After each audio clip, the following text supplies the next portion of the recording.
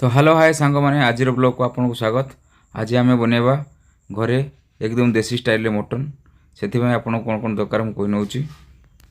प्रथम आपड़ ने कि अदा जी अदा ने तार 2 गुणा रसुण तार 2 गुणा ने पियाज किसी धनिया पत्र और किसी गोटा गरम मसला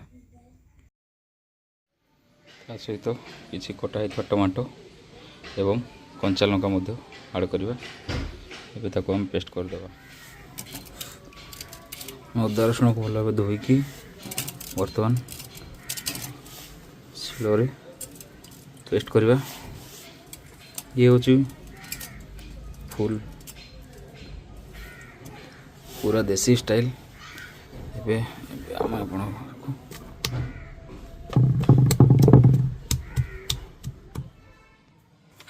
तो ये आज आम रोषे करवा। यहाँ आम सेटअप आप देखिए फुल देसी स्टाइल किचन गार्डन सामने काठ चूल्हा और माटी चूल्हा आम आज रोषे करवा।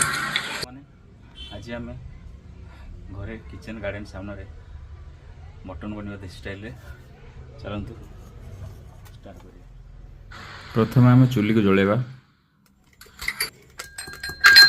सब गोटा गरम मसला को क्रश कर नवा। गरम है सोरिष तेल पकई प्रथम आम गोटा गरम मसला पकेबा तापर कटा होते प्याज पकईकि भल कि घांटिया।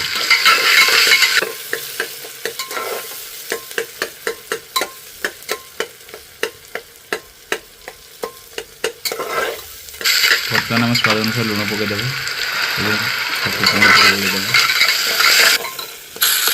और शिल बोटा होता अदा रसुण पेस्ट को आम मिसेकी भल भाव घांटिया।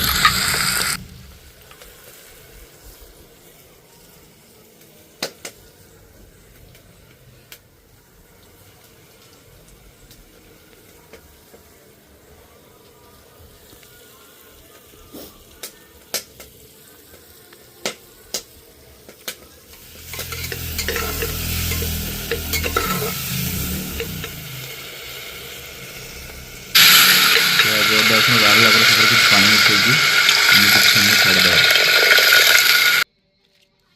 बर्तमान गोटे पात्र रे धनिया गुंड हलदी गुंड काश्मीर लंका गुंड एवं आपन जदि राग पसंद ताहले चिली पाउडर किछि ता सहित गरम मसला गुंड एवं मीट मसला नहीं कि किछि पानी देई ताकू भिजै देबे।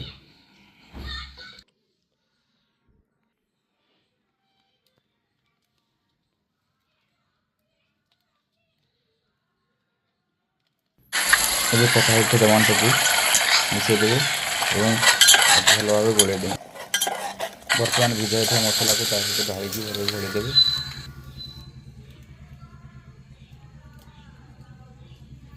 आम आधा केजी देसी खासी मांस नहीं भल भाव धोईकी बर्तमान आम मसला पकईकी भल भाव गोलै नवा।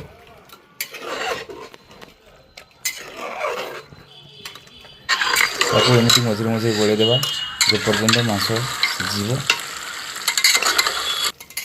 ध्यान रखी मांस कषिला बेले लो फ्लेम रे ताको मांस सीझीगला किसी पानी दे आम 2-3टा सीटी मार नवा। किसी समय पर आम ढक्कन खोली देखा मांस केमती होती आप देखिपे केते डिलिशियस मांस देखा। सांग मैंने आप बहुत होटेल रेस्टोरेंट खाई किंतु निजे काठ चुल्ली देसी स्टाइल बन खाइबार मजा नहीं आपड़ के बन चुल्ली खातु जानवे केते टेस्ट अच्छे।